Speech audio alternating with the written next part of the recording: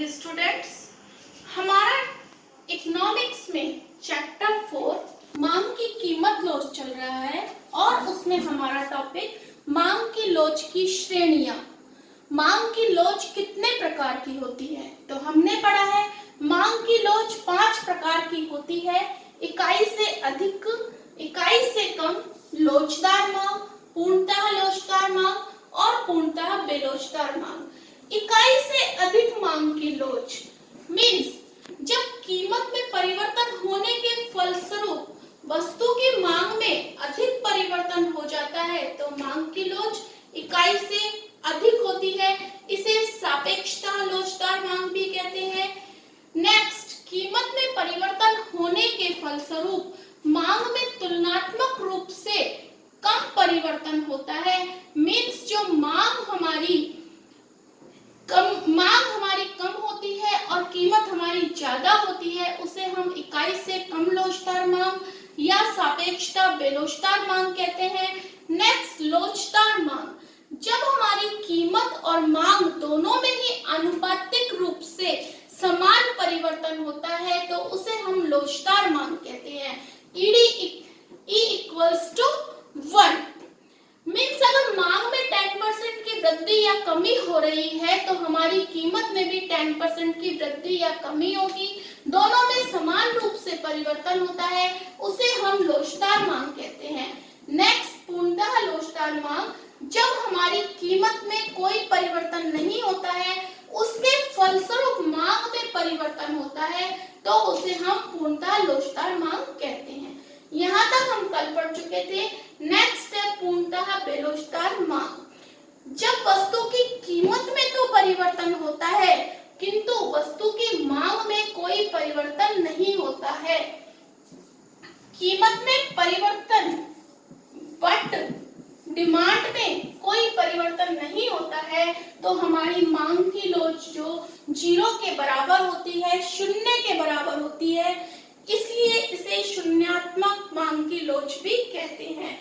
इसमें जो हमारा मांग वक्र बनता है वो OY अक्ष के समानांतर बनता है।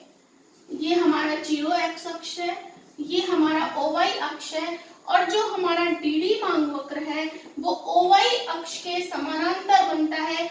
कीमत में हमारे परिवर्तन हो रहा है, प्राइस हमारी इंक्रीज भी हो रही है, डिक्रीज भी हो रही है, बट उसके परिणाम स्वरूप हमारी मांग में कोई परिवर्तन नहीं होता है। तो यहाँ पर हमारी मांग की लोच कैसी होगी? 0 के बराबर होगी, इसलिए इसे शून्यात्मक मांग की लोच भी कहते हैं। अब नेक्स्ट हमारा ये टॉपिक है कि इन पांचों ही श्रेणियों को हम एक ही डायग्राम में कैसे दिखाएं। पांचों श्रेणियों का एक ही डायग्राम में निरूपण। OX अक्ष पर हम डिमांड शो करेंगे और OY पर हम प्राइस शो करेंगे। OX पर डिमांड एंड देन OY पर हम प्राइस शो करेंगे। हमने पढ़ा था कि पूर्णतः लोचदार मांग ED = OX के समानांतर होता है। तो सबसे पहले हम ED = पूर्णतः लोचदार मांग का कर्व बनाएंगे। इसके बाद हमने पढ़ा पूर्णतः बेलोचदार मांग OY अक्ष के समानांतर होती है तो इस DD वक्र को हम बनाएंगे। ये हमारा हो गया ED = 0।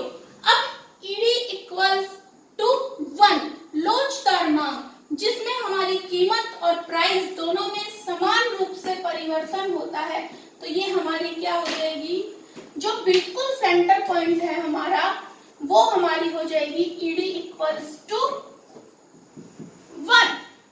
इसके बाद इससे अगर ऊपर जाएंगे हम तो ED > 1 और नीचे जाएंगे तो ED < 1 मीन्स इकाई से अधिक मांग की लोच और इकाई से कम मांग की लोच। ये हमारा हो गया ED > 1। देन इससे नीचे जो हम शो करेंगे वो हमारा हो जाएगा ED < 1। ED greater than one, जब हमारी कीमत की तुलना में मांग में ज्यादा परिवर्तन होता है। ईडी लेस देन वन, जब हमारी कीमत की तुलना में मांग में कम परिवर्तन होता है। ईडी इक्वल्स टू वन, जब हमारी मांग और कीमत दोनों में समान रूप से परिवर्तन होता है। Then ED equals to infinity, जब हमारी मांग में परिवर्तन होता है किंतु हमारी जो प्राइस है उसमें कोई भी चेंज नहीं होता है, तो वहां पर हमारा ईडी इक्वल्स टू इंफिनिटी होगा, मांग की लोच पूर्णतः लोचदार होगी। Then ED equals to zero means हमारी मांग में कोई परिवर्तन नहीं होता है, हमारी प्राइस में परिवर्तन होता है। Okay, thank you.